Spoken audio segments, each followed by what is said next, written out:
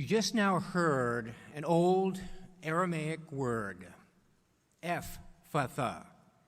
It means be opened, and was used by our blessed Lord as a divine command. In today's gospel, he was, of course, dealing with a deaf man. Jesus delivered this man from the bondage of deafness. In the Bible passage immediately before this one, Jesus had delivered a little girl from some sort of evil spirit that had taken over her inner soul. Both the man and the girl have been blocked from experiencing the goodness of life in which God intends for us to live. Ephphatha, be opened. Are we open or are we closed? Ephphatha, be open to what life offers us. If we are living closed and apart from the goodness that surrounds us, we need to be healed. Are we open to others around us living in peace, friendship, and mutual sharing? Or are we closed off from them? If that's the case, we need to be open to hearing what people have to say to us and stop feeling overly defensive or protective. Ephphatha, be opened. In terms of speech, what do we have to say to others? Do we talk with others but only speak only of matters that are of little importance? Sometimes we simply chatter and do not share with others what's in our hearts, share our inner thoughts and our feelings. Is it fear that closes our hearts and shuts our mouths? Perhaps we are too concerned about what others might think of us. Perhaps we want to keep to ourselves. Perhaps it may be other things. Perhaps we are mute. Our tongues are silent and our mouths are shut when it comes to things that really matter. If that's the case, we need healing. Another malady that we may experience is deafness to the Gospels, deafness to the Christian faith. Our days are crammed full of too many words, too much talk. We live amid 24/7 cable television news, days filled with texting, twittering, talking, and emailing with our smartphones. Our children walk through shopping malls, walk on sidewalks, and ride in cars, all the while talking or texting on their cell phones. From all this, a paradox has resulted. Deafness. Deafness when it comes to serious words and serious exchanges about the most important matters of life.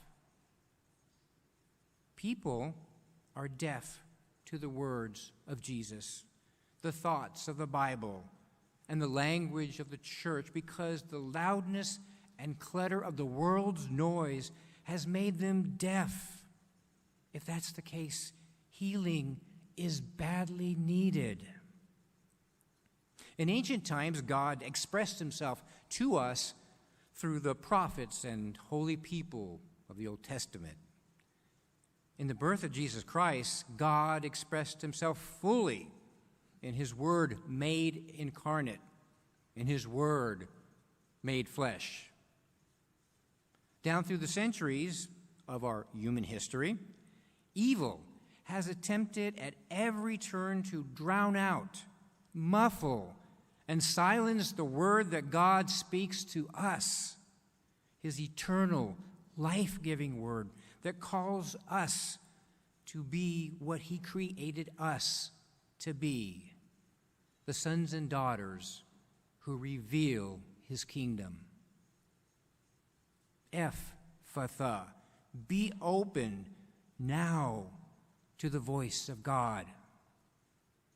We have a mission that is God-given, and that mission cannot be accomplished on our own. Individuality, personal uniqueness, and our human rights are found in a community of lived-out interdependence, not in self-autonomy.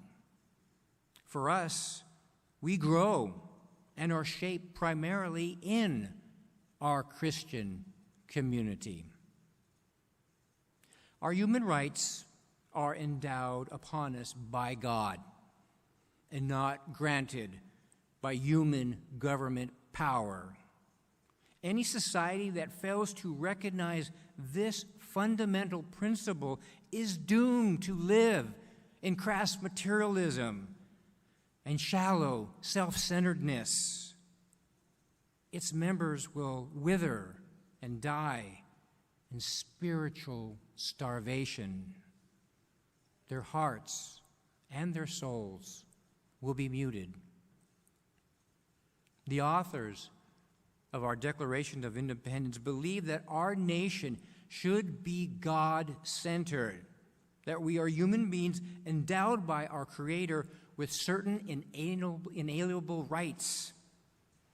Thomas Jefferson went on to write a statement appearing in the Northwest Ordinance declaring religion, morality, and knowledge being necessary for the good government and happiness of mankind, schools and the means of education shall forever be encouraged. Our nation founders, including Thomas Jefferson, had ears to hear and acted on the belief that human life is to be God-centered. What do we hear? And what is being heard in our politics and in our society these days? Perhaps the man who was deaf and mute 2,000 years ago was not the only one who needed a cure. We too may need to be more open to God. Ephphatha, let us be opened.